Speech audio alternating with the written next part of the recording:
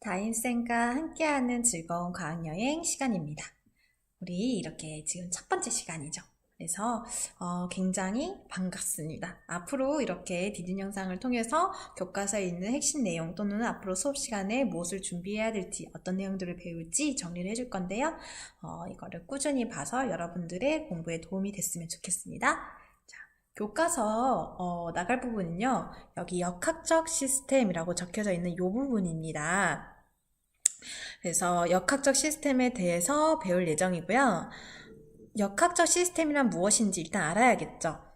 그 전에 먼저 우리가 중학교 때 배운 내용들을 한번 체크해 보겠습니다. 우리 중학교 때 중력, 그리고 무게와 질량, 힘과 운동, 속도, 그리고 등속 직선 운동, 자유낙하 운동, 운동 에너지에 대해서 배웠었습니다. 보면은 중력은 질량이 있는 두 물체 사이에 작용하는 힘, 서로 잡아당긴 힘이에요. 지금 중학교 때 배운 게 하나도 기억이 나지 않아요 해도 괜찮아요. 지금부터 다시 여기에 설명이 되어 있으니까 이 부분을 기억을 하면서 가면 좋습니다.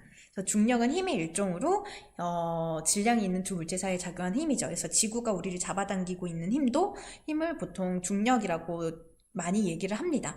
그리고 이 상황에서 무게와 질량은 달라요. 질량은 물체의 고유한 양인데요. 이 질량이 있는 물체는 중력이 작용하게 됩니다.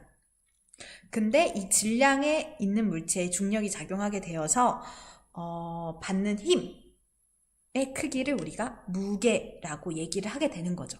중력이랑 무게는 같이 쓸 수가 있지만 질량은 다른 양이라는 거, 이 부분 기억하고 있고요. 자, 두 개 한번 구분을 생각해 봅시다. 가장 쉬운 예시로는 우리의 질량은 지구에 있든 달에 있든 같지만 몸무게를 재어졌을 때 무게는 달라진다는 점, 이거를 생각하면 될 것 같아요. 그 다음이 자, 힘과 운동. 힘이 작용하면 물체의 모양이나 운동 상태가 변하게 되죠. 이렇게 찌그러지거나 또는 속도가 빨라지거나 느려지거나 또는 운동 방향이 변하거나 이런 현상들이 나타나는 게 힘 때문에 운동 상태가 변하게 되는 거죠. 그래서 힘의 정의가 운동 상태 또는 모양을 변화시키는 원인을 힘이라고 얘기를 하게 됩니다. 우리 일상생활에서 사용하는 힘과 조금 다른 면이 있어요. 이 부분 기억을 해야 되고요. 그 다음에 속도에 대해서 나왔습니다. 사실 속도하고 속력은 좀 다른데요. 속력은 빠르기만 얘기해요. 우리 빠르기를 얘기할 때는 어떻게 비교할 수 있냐면 같은 시간 동안에 얼마만큼 갔니로 비교를 하게 됩니다. 즉 시간분의 이동 거리로 나타낼 수가 있는데요. 이때 이 시간분의 이동 거리는 방향을 고려하지 않고 이동한 거리, 중간 과정을 모두 더해주는 것이기 때문에 방향이 없는 물리량이에요. 그런데 속도 같은 경우에는 방향이 고려됩니다. 즉 앞으로 갔다 뒤로 가면요, 이게 변이는 좀 더 짧아지게 됩니다. 왜냐면은 자, 이렇게 동쪽으로 자 10m를 가고 다시 서쪽으로 5m를 갔다고 해봅시다. 그러면은 자, 처음 위치와 나중 위치의 위치 변화는 5m밖에 안 되죠? 그래서 이렇게 처음 위치와 나중 위치의 위치 변화 우리가 변이라고 얘기를 하고, 이 변이는 방향을 다 고려해준 양이잖아요. 그냥 단순하게 이동 거리를 계산해 준 게 다 더해준 게 아니라, 그래서 방향을 고려한 양을 우리가 변이라고 얘기하게 되고, 속도는 이 방향을 고려한 변이를 이용을 합니다.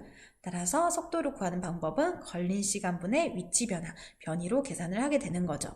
운동에는 우리가 등속 직선 운동과 자유낙하 운동으로 크게 배웠던 내용들을 나눠볼 수 있는데요. 등속 직선 운동은 아까 얘기했던 등속이잖아요. 등, 같을 등자죠. 한자를 좀 아는 친구들은 물리가 좀 쉬워질 수도 있어요. 그래서 속도가 같은 운동, 등속 직선 운동, 즉 일정 시간 간격으로 사진을 찍었을 때 그 일정한 시간 간격마다 이동한 거리가 계속 같은 가 바로 등속 직선 운동인 거죠. 근데 자유낙하 운동은 중력을 받다 보니까 운동 상태가 계속 변해요. 즉 중력을 받는 방향으로 빠르기가 계속 빨라지게 되는 거죠. 즉 속도가 점차 빨라지는 운동을 하게 됩니다. 그래서 자유낙하 운동은 속도가 점차 증가하게 되고요.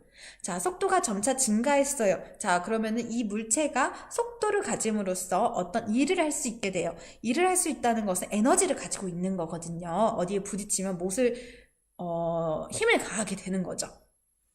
그래서 속도가 빠르면 빠를수록 에너지가 많아지게 됩니다. 그래서 운동하는 물체가 가지는 에너지를 우리가 운동 에너지라고 얘기를 하는데, 운동 에너지는 같은 질량일 때 속도가 빠를수록 운동 에너지를 많이 가지고요.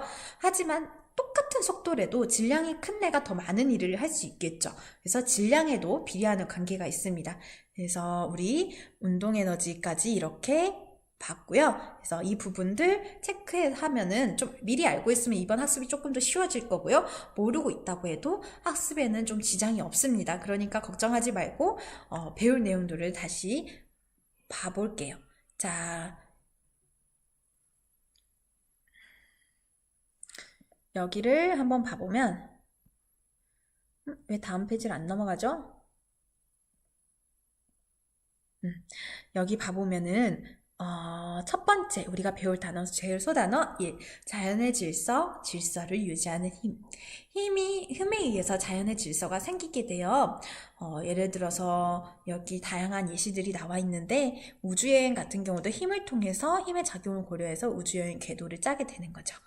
이런 거가 있고요. 이렇게 힘에 의해서 자연의 질서가 정해지게 돼요. 뭐 지구가 이렇게 태양 주위를 도는 거, 그리고 달이 지구 주위를 도는 거 모두 힘에 의해서 시스템을 가지게 되는 거죠. 이거 우리가 역학적 시스템이라고 얘기를 하게 됩니다. 여기 중요한 개념이 나왔어요. 아주 중요한 개념입니다. 역학적 시스템. 물체에 작용하는 힘은 여러 가지 있죠. 많이 배웠죠? 중력, 마찰력, 탄성력 등 굉장히 다양한데요. 이러한 힘은 일정한 규칙에 따라 작용해요. 중력? 그냥 아무렇게나 작용하는 거 아니에요. 질량이 있는 두 물체 사이에 각각의 질량이 비례해서 작용한다. 이런 식으로 규칙이 있어요.